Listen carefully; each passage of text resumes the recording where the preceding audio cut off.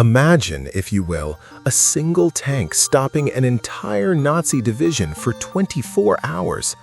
Picture Stalin, the iron dictator, rendered speechless and paralyzed for crucial days while his empire burns. Envision Moscow itself vanishing like a magician's trick, and mud, simple mud, halting the most powerful war machine in history. These aren't legends. These are the impossible truths of the summer that changed everything. June 22, 1941, 3:15 a.m. The longest day in human history is about to begin. The pre-dawn darkness along the Soviet frontier was deceptive in its tranquility. 3 million German soldiers crouched in positions stretching from the Baltic Sea to the Black Sea, the largest invasion force ever assembled. In bunkers and command posts, Wehrmacht officers synchronized their watches with the precision that had conquered Europe. At exactly 3:15 a.m., the earth erupted. 7,000 artillery pieces opened fire simultaneously along a 1,000-mile front. The sound was heard in Moscow, 500 miles away. Operation Barbarossa, Hitler's gamble to crush the Soviet Union in a single devastating blow, had begun. But in the Kremlin, something impossible was happening. Stalin's radio silence had begun. Joseph Stalin, the man who had purged millions, who ruled through terror and paranoia, sat frozen in his study. The reports flooded in. German bombers over Kyiv, panzer divisions smashing through border defenses, entire Soviet armies disintegrating. Yet Stalin said nothing, did nothing. For 3 crucial days, as his empire burned, the Soviet dictator would remain in a state of psychological collapse, convinced this was a German provocation designed to drag him into war with Hitler. "It cannot be," he muttered to his trembling aides. "Hitler would not dare." But 200 miles away, tank commander Dmitry Lavrenenko was about to prove that even in humanity's darkest hour, one person could make all the difference. Near Raseiniai, Lithuania, June 23, 1941. The morning mist clung to the Lithuanian countryside like a burial shroud. German Panzer Group 4 rolled forward with the confidence of conquerors, their tanks spreading across the landscape in perfect formation. They had crushed Poland in weeks, France in months. Russia would fall before winter. Then they saw it.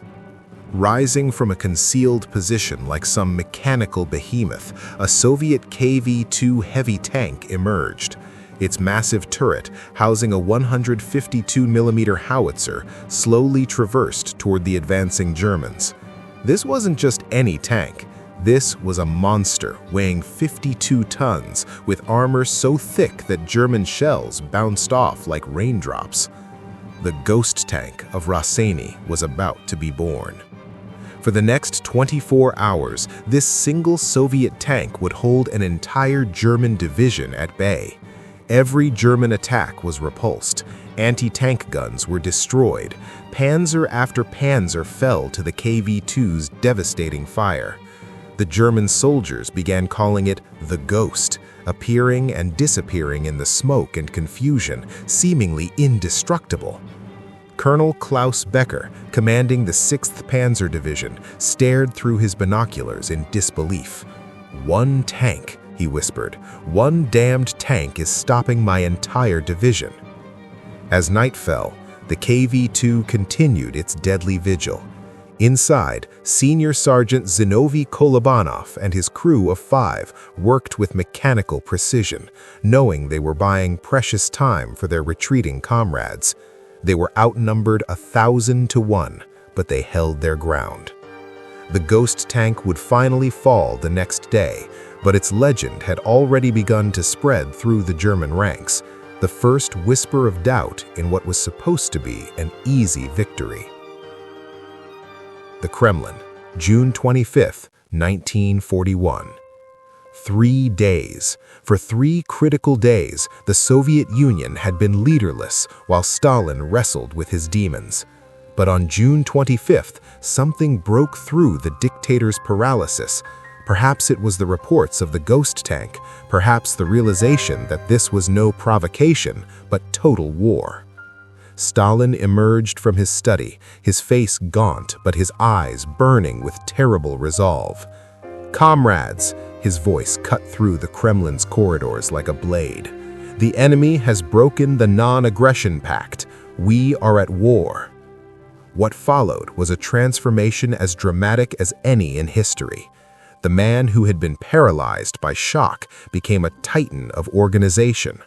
Orders flew from Moscow like lightning, factories to be evacuated east of the Urals, scorched earth tactics, partisan warfare, total resistance. But even as Stalin mobilized his empire, the German war machine pressed deeper into Soviet territory.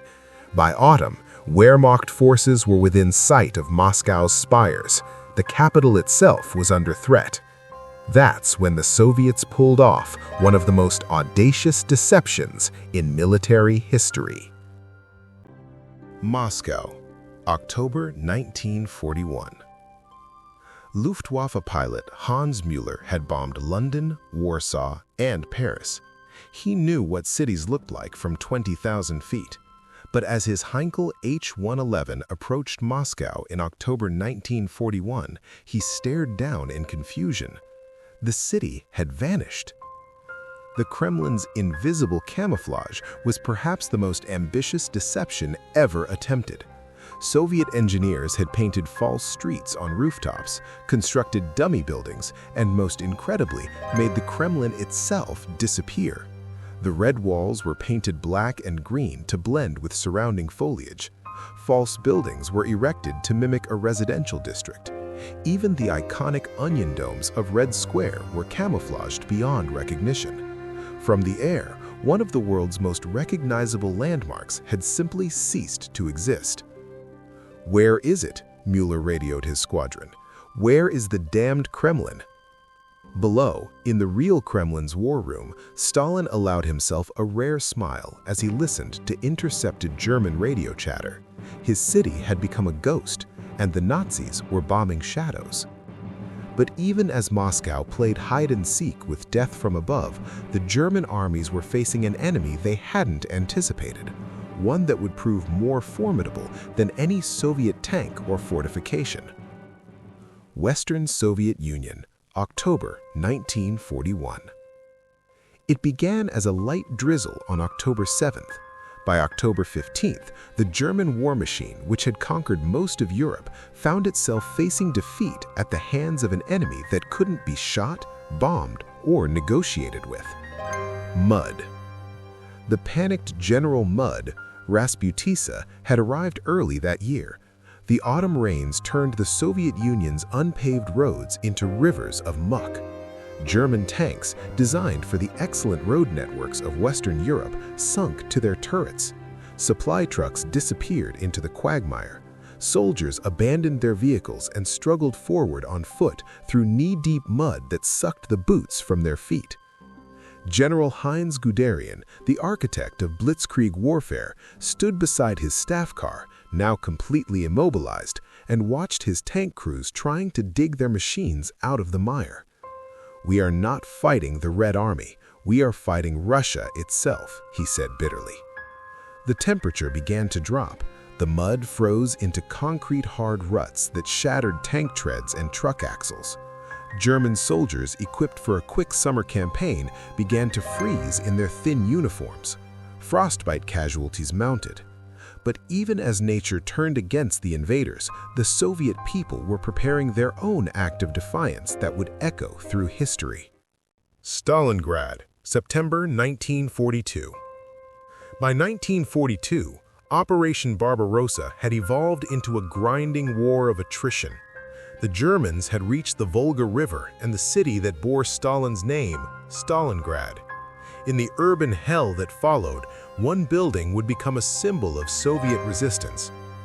Pavlov's house was an ordinary 4-story apartment building on Penza Street. In September 1942, it was held by 24 Soviet soldiers under the command of Senior Lieutenant Yakov Pavlov. For 58 days, these men turned their building into a fortress that the German army could not take.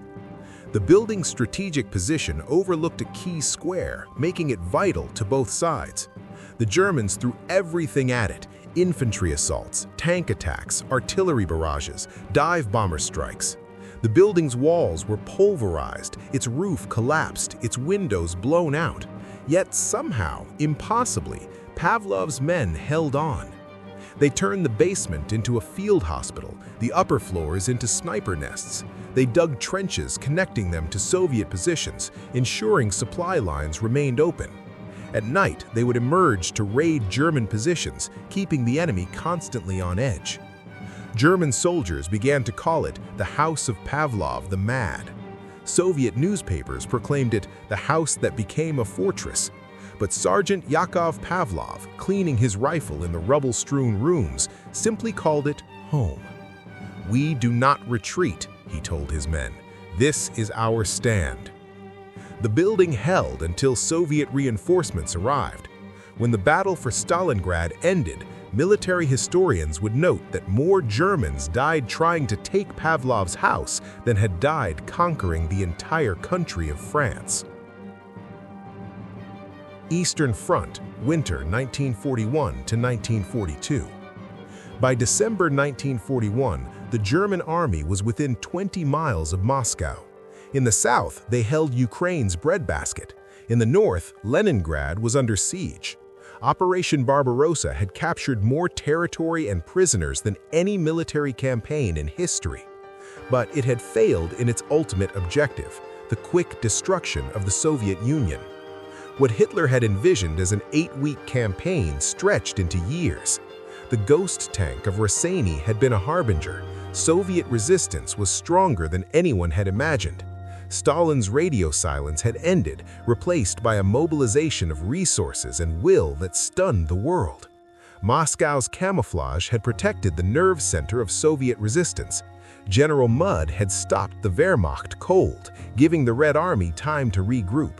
And places like Pavlov's house proved that every building, every street corner, every inch of Soviet soil would be contested. The German soldiers, freezing in their summer uniforms, began to understand what Napoleon had learned 130 years earlier. Russia is not conquered by taking its cities or defeating its armies. Russia is conquered by breaking its spirit. And that spirit, it seemed, was unbreakable. Berlin, April 1945. 4 years after Operation Barbarossa began, Soviet tanks rolled through the streets of Berlin. The war that was supposed to end in 8 weeks had consumed Nazi Germany itself. In a bunker beneath the burning capital, Hitler raged about betrayal and treachery, but the truth was simpler. He had underestimated his enemy. He had failed to account for the ghost tanks that would multiply into thousands, the leaders who would overcome paralysis to find strength, the cities that would refuse to die, the mud that would bog down his war machine, and the ordinary people who would turn their homes into fortresses. Sergeant Yakov Pavlov, now a decorated hero of the Soviet Union, stood in Red Square as victory was declared. In his pocket, he carried a photograph of Pavlov's house, or what remained of it. The building had been rebuilt, but he preferred to remember it as it was, a pile of rubble that had refused to surrender. The longest dawn had ended, but its lessons would echo through history. That technology without understanding, force without wisdom, and aggression without limits carry within them the seeds of their own destruction. The summer of 1941 had promised to be Germany's greatest triumph. Instead, it became the beginning of their greatest catastrophe.